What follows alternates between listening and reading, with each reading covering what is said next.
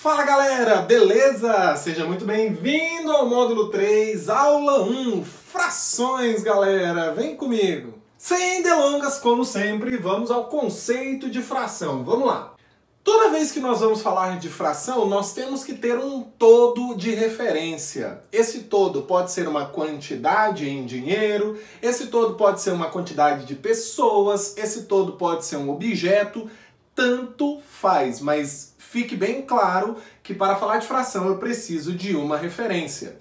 Principalmente, por exemplo, quando a gente vai comparar o que é maior, 3/5 ou 1/8? Depende, sabia disso? Depende se está tratando do mesmo inteiro. É óbvio que quando a gente compara nas frações, a gente já considera que está se tratando do mesmo inteiro. Mas é bom você ter isso em mente. Tenho que ter alguma coisa como referência. Fração é uma parte de um todo. Esse todo é a minha referência. Então, quando eu falo de fração, eu estou considerando ali uma parte de um todo. Temos aqui o nosso inteiro, o nosso todo, a nossa referência. É esse retângulozinho aqui, que pode ser qualquer objeto que vier de sua cabeça. Desse todo, eu reparti ele em 8 partes iguais. E isso tem que ser considerado quando se trata de fração. Quando vai repartir o nosso todo, tem que ser repartição em partes iguais, em partes de mesmo tamanho. Dessas 8 partes das quais eu dividi o meu todo, eu pintei 3 de vermelho. Aí, a parte em que eu dividi o meu todo em 8 pedaços iguais, vem embaixo do traço da fração. E a parte que eu estou considerando, no caso aqui considerando pintada, veio em cima. Significa então que eu pintei desse inteiro 3 partes de um total de 8. Esse número de cima, que é o que eu estou considerando, é o numerador. Esse número de baixo, que é o total de partes em que o meu inteiro foi dividido, é o denominador. Então, estou considerando 3 partes de 8 pintadas desse todo, desse inteiro. Qual é a fração, então, que representa a parte não pintada desse meu inteiro? 1, 2, 3, 4, 5, de um total de 8. Aqui, então, eu estou considerando 5 partes não pintadas do mesmo total, total de 8. Então, perceba que o denominador não mudou de jeito nenhum. Agora, se você observar, mesmo sem saber ainda somar frações, se você juntar a parte pintada com a parte não pintada, dá o todo, não é? Então eu estou considerando as 8 partes de 8, que é exatamente a parte pintada juntamente com a parte não pintada. A gente pode representar com 8 em cima e 8 embaixo, ou então a gente pode representar com o número 1, que é o meu todo, um inteiro. Isso é muito importante, tá, pessoal? Toda vez que eu falar que eu estou considerando o meu todo inteiro, eu posso representar pelo número 1. Uma ideia importantíssima que você tem que colocar na sua cabeça é que fração e divisão estão intimamente ligadas. Se você pega, por exemplo, 8 dividido por 4, você pode também representar isso através de uma fração. 8 em cima, 4 embaixo, que vai dar um total de 2 ou 2 inteiros. Agora nós vamos falar de leitura, por isso que eu estou falando 8 em cima e 4 embaixo, beleza? Vamos falar de leitura agora, para que a gente possa ler corretamente e se comunicar corretamente através da teoria de leitura de frações. Para ler duas frações, galera, você vai fazer o seguinte, você vai ler normalmente o número do numerador e o denominador você vai ler da seguinte forma. Uma regra para os números de 2 até 10, outra regra para de 11 ou mais e outra regra para denominador 100 ou 1000. Como é que fica então? De 2 até 10. 5 meios, olha o denominador 2, então associado à palavra meio. 7, lê normal, terços, associada à palavra terço. 1 quarto e uma sala. Tá, parei. 1 quarto, 3 quintos, 5 sextos. Observe que é o mesmo número, só que lido em cima e embaixo tem leituras diferentes. 3 sétimos, 5 oitavos, 19 nonos, 13 décimos. Pronto, essa é a regra do 2 até o 10. Numerador normal, denominador meio, terço, quarto ou quartos, né? Depende de quanto que tem lá no numerador, se é 1 ou mais. quinto, sexto, sétimo, oitavo, nono, décimo. Só que na maioria das vezes no plural, não é? Meios, terços, quarto, quintos, sextos, sétimos, oitavos, nonos e décimos. Do 11 para frente, a gente vai ler o número normal do denominador acrescido da palavra avos. Não é avós, é avos. Então vai ficar 14, 11 avos, 17, 12 avos, 9, 20 avos e assim por diante. Denominador 100 ou 1000 vai ficar como se fosse múltiplos, né, dos décimos. E como a gente vê também lá nos números decimais. 11 centésimos, 23 milésimos. Tá pronto a sua parte de leitura. Classificação de frações, bem rapidinho aqui, galera. As frações são classificadas como próprias se o numerador é menor do que o denominador. Essas frações são menores do que um inteiro. Então eu só preciso de um inteiro para representar. As impróprias são aquelas em que o numerador é maior do que o denominador. Essas frações dão mais do que um inteiro. Então a gente precisa de mais de um inteiro para poder representá-las. Então são as frações impróprias. Aparentes, o que você observa aqui? O de cima é múltiplo do de baixo, não é? O de cima é múltiplo do de baixo. Essas são as chamadas frações aparentes. Um detalhe importante é que nas frações aparentes, o resultado, se a gente pensar lá na ideia de divisão, vai dar uma quantidade inteira. Aqui dá 6 inteiros e aqui dá 3 inteiros, por exemplo. Observe bem que, além dessas frações serem aparentes, são impróprias, porque o numerador é maior do que o denominador. Fração mista, galera, um caso especial de escrita de frações impróprias. Impróprias, ainda por cima, não aparentes, tá ok? Então vamos pensar aqui comigo. Como que eu represento a fração em relação a esses todos aqui? Eu tenho inteiros que foram divididos em 4 pedaços iguais. Denominador 4.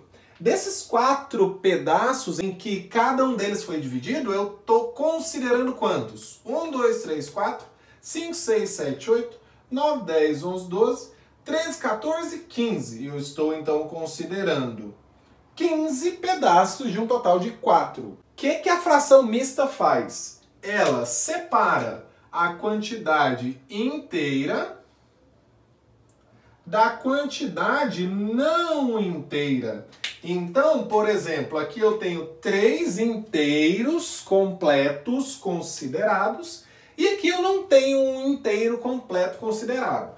A forma mista, então, vai fazer o seguinte, vai escrever assim, ó, 3 inteiros e 3 quartos. A forma mista é escrita sem nenhum sinal entre a parte inteira e a parte não inteira. Só isso. 15 quartos e 3 inteiros e 3 quartos é a mesma fração escrita de maneira diferente. Está bem abandonada essa forma hoje em dia, não está sendo muito cobrada nos vestibulares. Mas enfim, precisamos ensinar. Professor, mas toda vez que eu vou ter que encontrar a forma mista, eu vou ter que desenhar. Não precisa! Como que nós transformaremos imprópria para mista de maneira prática? Pensa aqui comigo. Se eu pego o 15, que é o numerador, e divido por 4, que é o denominador, por quê? Porque fração tem a ideia de divisão. Olha o que você encontra.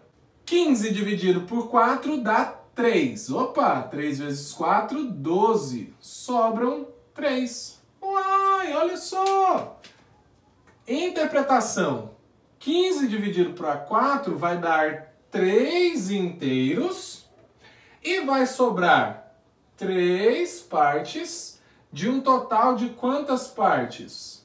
De um total de 4 partes. Então preste muita atenção nisso daqui. Já é um método prático de transformar a fração imprópria para mista. O resultado da divisão é a quantidade de inteiros que eu tenho dentro dessa fração. O resto é o numerador da parte não inteira.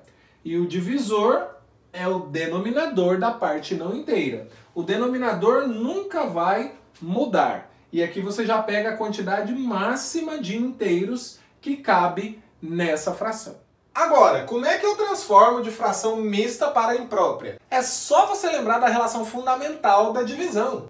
O dividendo é igual ao divisor vezes o quociente mais o resto. Só que aqui a gente vai fazer em outra ordem. Se você tem lá 3 inteiros e 3 quartos, eu vou pegar o 4 e multiplicar por 3 e somar com 3. De novo, eu pego o 4, que é o denominador, multiplico por 3, que é o quociente, e somo com o resto, que é 3. Conservo o denominador. Fica assim, ó. Multiplica, o resultado soma, e o denominador você conserva.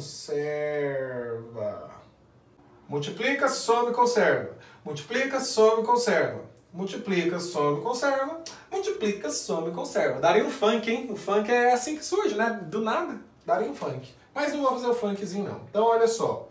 4 vezes 3, 12. 12 mais 3, 15. O 4 você apenas o quê? Conserva. Entendi não. Tá bom, encrenca. Eu vou fazer exemplos para você. Vou transformar essa imprópria para mista e essa mista para imprópria. Primeira coisa, divido quando eu quero transformar de imprópria para mista. Divido o quê, professor? O de cima pelo de baixo. Quantas vezes que o 5 cabe aqui? 7 vezes. Dá 35, sobram 4. Vamos entender e relembrar da teoria passada agora. 39 quintos, eu tenho 7 inteiros e me sobraram 4 de um total de 5. Me sobraram 4 quintos. Só isso, mais nada. Agora, 4 inteiros e 3 décimos. Multiplica, soma e conserva. Vamos lá. Isso vai dar 10 vezes 4, 40. 40 mais 3, 43. O 10 a gente conserva. Mais fácil do que isso, só 2 disso, né? Frações equivalentes, galera. Vamos supor que isso daqui são 2 deliciosas barras de chocolate. Mas uma foi dividida em 3 pedaços iguais e a outra foi dividida em 6. São do mesmo tamanho. Aqui o fulano de tal comeu 2 pedaços de 3. Aqui o ciclano de tal comeu 4 pedaços de 6. Quem comeu mais? Ninguém, não é? Os dois comeram a mesma quantidade, só que são representadas por frações diferentes. A essas frações, que representam a mesma quantidade, nós chamamos de frações equivalentes. E a gente simboliza exatamente com o símbolo de igual. Nós podemos dizer que essas frações são iguais. Por quê? Porque representa a mesma quantidade. Agora, como obter essas danadas dessas frações? Considere primeiramente como referência só 2/3, que é a fração original. Beleza. Se eu pego em cima e embaixo e multiplico por um mesmo número, que não seja o 0 ou o 1, isso vai dar como resultado uma fração equivalente. Mas, gente, presta atenção. Para obter fração equivalente tem que ser em cima e embaixo. Tá ok? Tomando ainda como referência a primeira fração, agora eu vou multiplicar por 3. 2 vezes 3, 6. 3 vezes 3, 9. 6 nonos é uma fração equivalente a 2/3. Consequentemente, também é equivalente a 4/6. Por isso que eu coloquei aqui tudo junto e misturado. Mais uma fração equivalente. Professor, posso multiplicar por 11? Pode. Desde que seja o mesmo número em cima e embaixo e que não seja 0 ou 1, pode ser qualquer número natural. 2 vezes 11 dá 22. 3 vezes 11 dá 33. Apesar de frações diferentes, essas frações representam a mesma quantidade, por isso elas são chamadas de frações equivalentes. Professor, e se o senhor vier aqui, por exemplo, na terceira e multiplicar por 2? Você vai obter uma fração equivalente a ela, não vai? Vou, muito bem. 6 vezes 2 dá 12 e 9 vezes 2 dá 18. 12/18 é equivalente a essa e, consequentemente, equivalente a todas essas outras que eu já tinha escrito. Não precisa ser necessariamente só a fração de referência. É assim que você vai obter frações equivalentes a uma fração original dada para você. Simplificação de frações é praticamente o processo inverso do processo de encontrar frações equivalentes. Ao invés de você multiplicar em cima e embaixo por um mesmo número, você vai ter que dividir em cima e embaixo por um mesmo número que não seja o número 1, porque se você dividir por 1 não vai alterar em nada. Então do 2 para frente, você tem que encontrar números que dividam em cima e embaixo ao mesmo tempo. Critérios de divisibilidade. Vamos começar pelo 2. Dá para dividir por 2 porque eu sei que os dois números são pares. 72 dividido por 2 dá 36. 180 dividido por 2 dá 90. Continuam pares. Vou simplificar, vou dividir por 2. Aqui dá 18, aqui dá 45. Vou simplificar por 2 agora? Não, porque o 45 não é divisível por 2. Vou simplificar por 3. Isso vai dar 6 em cima e vai dar 15 embaixo. Ainda é possível dividir, simplificar por 3. Vai dar 2 em cima e 5 embaixo. Percebam agora que 2 e 5 são primos entre si. Ou seja, o máximo divisor comum entre eles é 1. Não tem mais nenhum outro número que divida os dois ao mesmo tempo.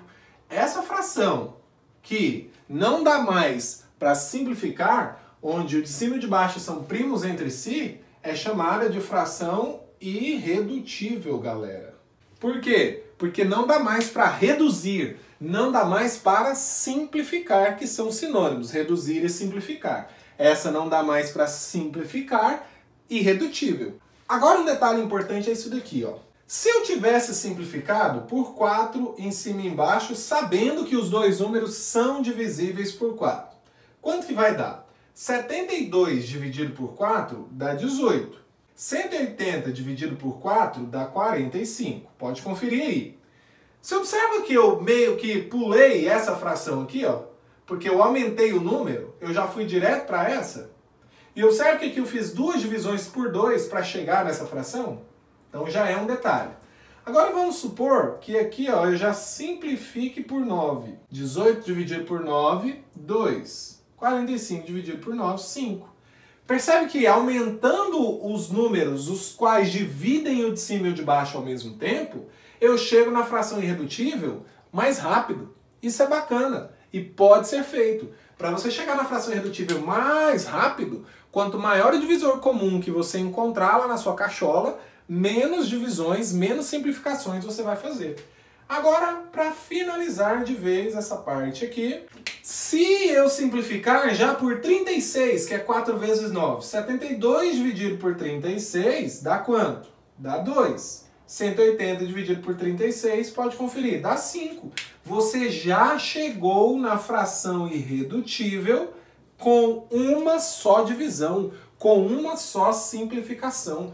Isso acontece, galera, porque esse número 36 aqui, ó, ele é o máximo divisor comum do 72 e do 180. Quando você simplifica uma fração pelo máximo divisor comum entre o numerador e o denominador, você já chega direto na fração irredutível. Tá vendo já aí uma certa dependência de conteúdos? Conteúdos lá do módulo 2 sendo utilizados aqui, ó. Números primos entre si, máximo divisor comum. Vai se ligando aí, por quê? Porque a escada está sendo construída. Fique feliz, porque você tem um método eficiente de aprendizado para o longo prazo. Bom, galera, de teoria é só isso mesmo hoje para essa aula. Espero que tenham gostado, espero que tenham entendido tudo e espero que você esteja muito feliz por já estar no módulo 3, dando passos firmes para a conclusão de todo o fundamento da matemática que você vai utilizar para alcançar os seus objetivos. Muito obrigado por ter assistido essa aula, espero você na nossa próxima.